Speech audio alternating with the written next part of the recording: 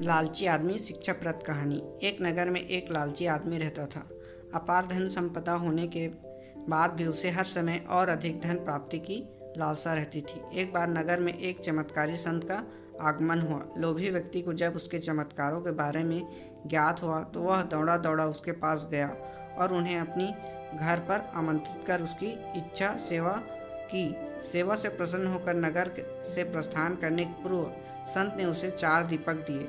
चारों दीपक देकर संत ने उसे बताया, पुत्र, जब भी तुम्हें धन की आवश्यकता हो तो पहला दीपक जला लेना और पूर्व दिशा में चलते जाना। वहाँ दीपक बुझ जाए उस जगह की जमीन खोद लेना, वहाँ तुम्हें धन की प्राप्ति होगी।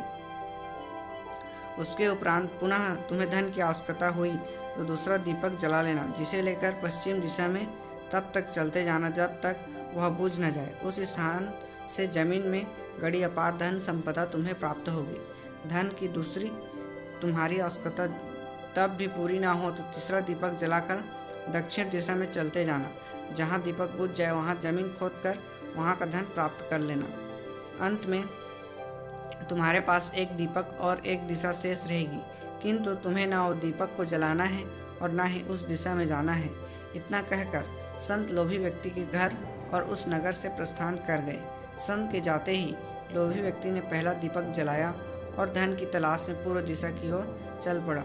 एक जंगल में दीपक बुझ गया। वहाँ की खुदाई करने पर उसे एक कलश प्राप्त हुआ।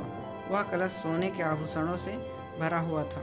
लोभी व्यक्ति ने सोचा कि पहली दूसरी दिशाओं का धन प्राप्त कर लेता हूँ, फिर यहाँ का धन ले जाऊँगा।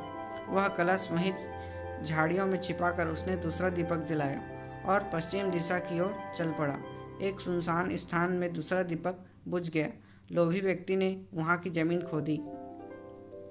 उसे वहाँ एक संदूक मिला जो सोने के सिक्कों से भरा हुआ था। लोभी व्यक्ति ने वह संदूक उसी गड्ढे में बाद में ले जाने के लिए छोड़ दिया। अब उसने तीसरा दीपक जलाया और दक्षिण दिशा की ओर बढ़ गया। वह दीपक एक पेड़ के नीचे बुझा। वहाँ जमीन के नीचे लोभी व्यक्ति को एक बड़ा घड़ा मिला जिसमें हीरे मोती भरे हुए थे। इतना धन प्राप्त कर लोभी व्यक्ति प्रसन्न तो बहुत हुआ, किंतु उसका लोभ और बढ़ गया। वह अंतिम दीपक जलाकर उत्तर दिशा में जाने का विचार करने लगा, जिसके लिए उसे संत ने मना किया था। किंतु लोभ में अंधे हो चुके व्यक्ति ने सोचा कि अवश्य उस स्थान पर इन स्थानों से अधिक धन छुपा होगा जो संत स्वयं रखना चाहता होगा। मुझे तत्काल वहां जाकर उससे पहले उस धन को अपने कब्जे में लेना चाहिए। उसके बाद सारा जीवन मैं ऐशो आराम से बिताऊंगा।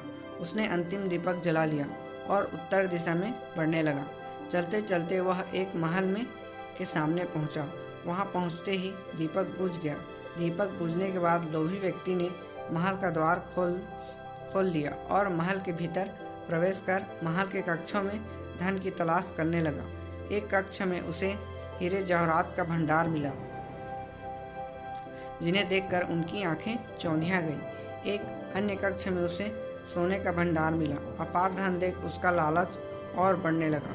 कुछ आगे जाने पर उसे चक्की चलने की आवाज़ सुनाई पड़ी। वह एक कक्ष से आ रहा था। आश्चर्यचकित होकर उसने उस कक्ष का द्वार खोल दिया। वहाँ एक वृद्ध व्यक्ति चक्की पीसता हुआ दिखाई पड़ा। लोभी व्यक्ति ने उनसे पूछा, यह कैसे पहुँचे बाबा? क्या थोड़ी देर तुम चक्की चलाओगे? मैं जरा सांस ले लूँ, फिर तुम्हें पूरी बात बताता हूँ। मैं यहाँ कैसे पहुँचा और मुझे क्या मिला? वृद्ध व्यक्ति बोला। लोभी व्यक्ति ने सोचा कि वृद्ध व्यक्ति है, यहाँ से यह जानकारी प्राप्त हो जाएगी इस महल में धन कहाँ कहाँ छिपा है। उसकी बात मानकर वह चक्की चलाने लगा। इधर वृद्ध व्यक्ति उठ खड़ा हुआ और जोर जोर से हंसने लगा। उसे हंसता देख लोभी व्यक्ति ने पूछा, ऐसा क्यों हंस रहे हो? यह कहकर वह चक्की बंद करने लगा। अरे अरे, चक्की बंद मत करना। अब से ये महल तेरा है, इस पर अब तेरा अधिकार है और साथ ही इस चक्की पर भी। ये चक्की तुम्हें अब हर समय चलाती रहनी है, क्योंकि चक्की बंद होते ही ये महल ढह जाएगा और तू भी इसमें दबकर मर जाएगा।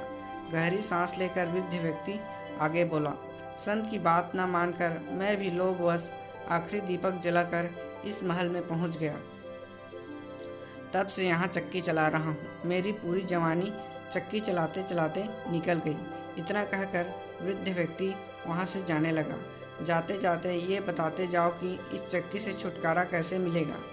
लोभी व्यक्ति ने पीछे से चिल्लाया, जब तक मेरे और तुम्हारे जैसा कोई व्यक्ति लोभ में अंधा होकर यहाँ नहीं आएगा, तुम्हें इस चक्की से छुटकारा नहीं मिलेगा। इतना कहकर वृद्ध व्यक्ति चला गया। लोभी व्यक्ति चक्की पीसता रहा और खुद को कोसता रहा। सीख, लालच बुरी बला है, इसलिए लालच कभी नहीं करनी चाहिए।